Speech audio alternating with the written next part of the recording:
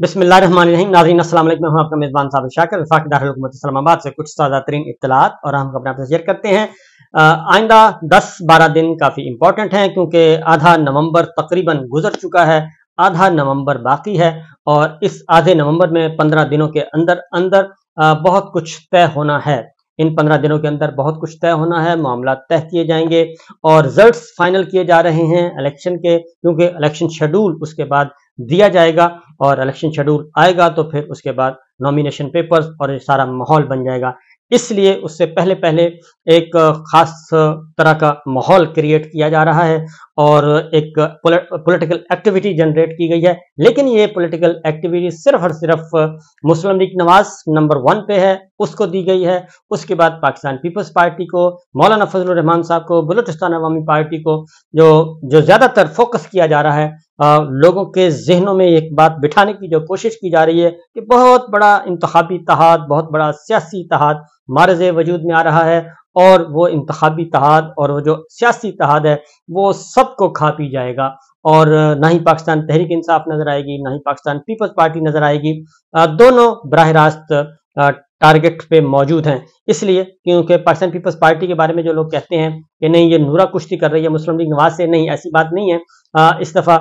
थोड़ा सा मामला सीरियस है क्योंकि मियाँ साहब की ख्वाहिश, मियाँ साहब का हुक्म है और मरियम साहिबा की ख्वाहिश है और पूरी की पूरी शरीफ फैमिली का ये है कि जनाब नंबर 1 तो ये कि पंजाब में हमें पाकिस्तान पीपल्स पार्टी नजर ना आए और दूसरा ये कि सिंध में भी इनको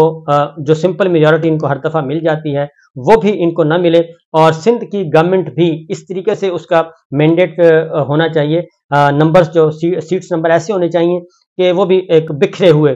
ताश के पत्ते हों और उसके बाद फिर उनको जोड़ा जाए जो अपनी मर्जी के मुताबिक। तो पीपल्स पार्टी को भी इस दफ़ा सिंध में, क्योंकि उसकी वजह यह है कि जो इस वक्त हमारी स्टैब्लिशमेंट और हमारे ताकतवर हल्के और हुकूमत, हुकूमती इदारे, तो जो नताइज तैयार करने की कोशिश की जा रही है उसके अकॉर्डिंगली और पाकिस्तान के अवाम के जहनों में एक बात बिठाने की कोशिश की जा रही है कि मुस्लिम लीग नवाज, बलूचिस्तान अवामी पार्टी और जमीयत उलमा इस्लाम और मुत्तहिदा कौमी मूवमेंट और उसके साथ कुछ और एक दो जमातें, ये है मुस्तकबिल का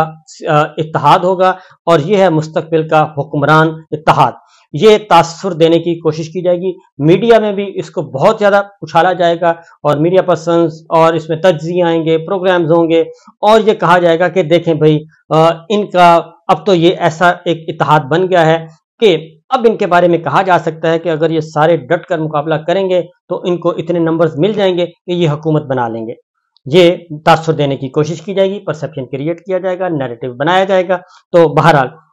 उसके साथ दूसरी तरफ पाकिस्तान पीपल्स पार्टी को मुसलसल दबाया जाएगा और पाकिस्तान तहरीक इंसाफ को तो बिल्कुल ही दीवार के साथ लगाया जाएगा, लगाने की कोशिश, लगाया तो जा रहा है और मजीद उसको लगाया जाएगा। उसके जितने मैक्सिमम नंबर्स हैं,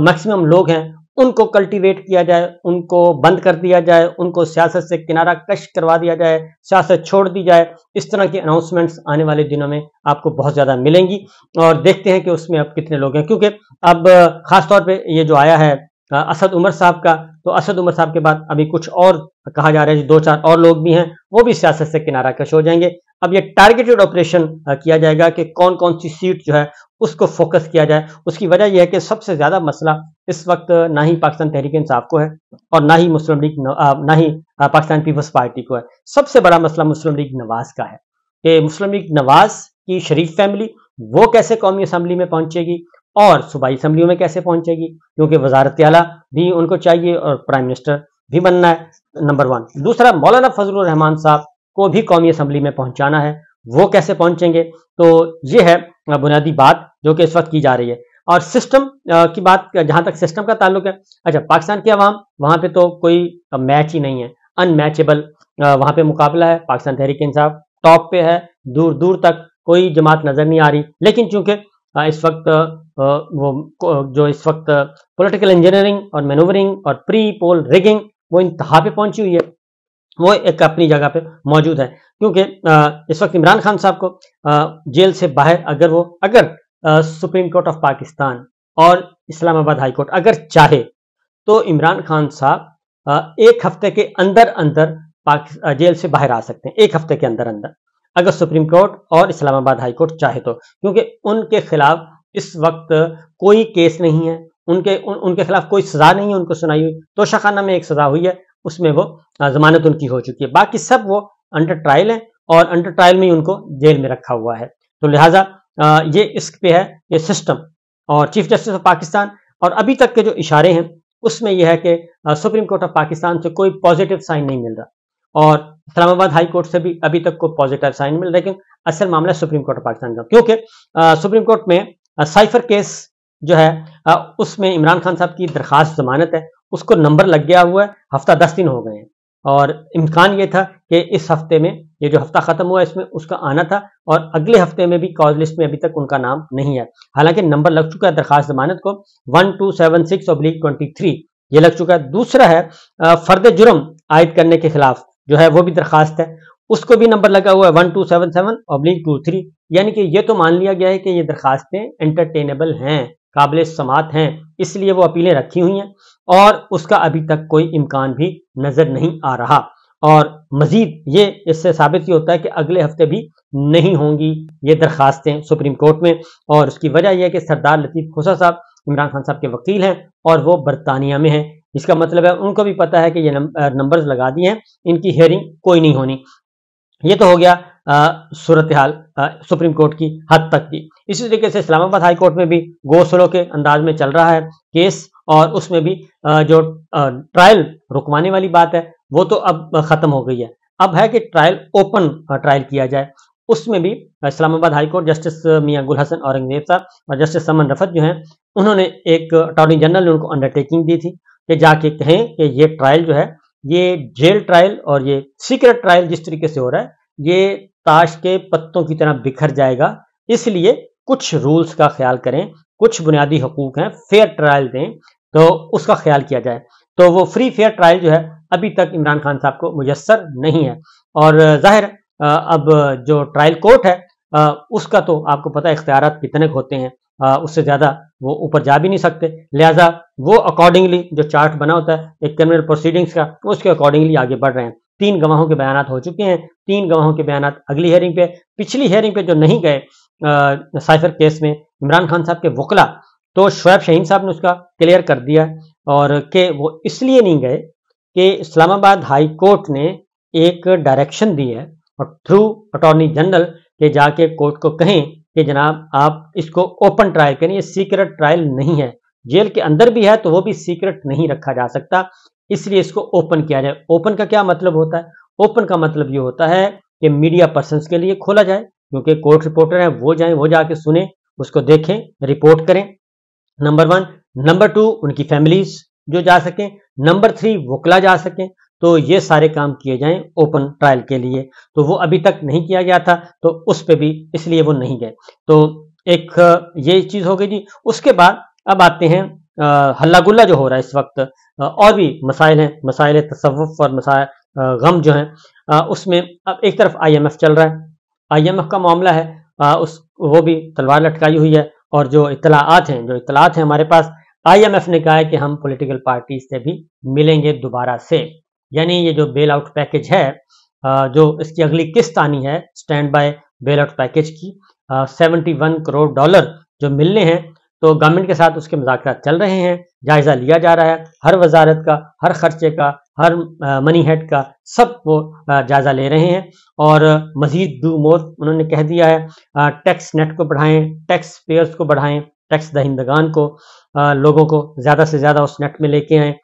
ریل اسٹیٹ پہ ٹیکس لگائیں، جو ہاؤسنگ سوسائٹیز اور زمینوں کا کاروبار کرتے ہیں اس پہ ٹیکس لگائیں، اور اس کے بعد پھر زراعت پہ ٹیکس لگائیں. یہ سب کچھ کہہ دیا گیا ہے، اور اس کے ساتھ ساتھ کچھ اور ریفارمز کا بھی کہا ہے. اور دوسرا یہ بھی IMF کہہ رہی ہے کہ جو 6,667 ارب روپیہ آپ نے اکٹھا کرنا ہے اس کا ہمیں بتائیں کہ کیسے اکٹھا کریں گے. پھر ترقیاتی بجٹ جو ہے اس کو کٹ لگائیں، اور وہ ویسے بھی نہیں ہونا چاہیے، لیکن کیونکہ پولیٹیکل برائب ہے وہ لگائی جا رہی ہے. مسلم لیگ نواز بھی اس کا بے دریغ استعمال کر رہی ہے، اور مولانا فضل الرحمان صاحب کے لیے بھی، ان کی جماعت کے لیے بھی بے دریغ انداز میں استعمال کیا جا رہا ہے. تو یہ سچویشن ہے جی. اب پارٹیز نکلی ہوئی ہیں، مسلم لیگ نواز جو ہے وہ مختلف صوبوں کے دورے فرما رہی ہے، بلوچستان کے اور خیبر پختونخوا کی طرف نہیں گئے، سندھ اور بلوچستان کو ٹارگٹ کیا ہوا ہے، تو ان کو فوکس کر کے وہاں پہ رکھ رہے ہیں. دوسری جانب जावेद लतीफ़ साहब और मरियम औरंगज़ेब साहिबा दोनों मतलूब हैं और दहशतगर्दी की अदालत में, इंसदाद दहशतगर्दी की अदालत में इनके केस हैं, लाहौर में हैं। और उन्होंने ज़ाहिर है वो भी अपने आप को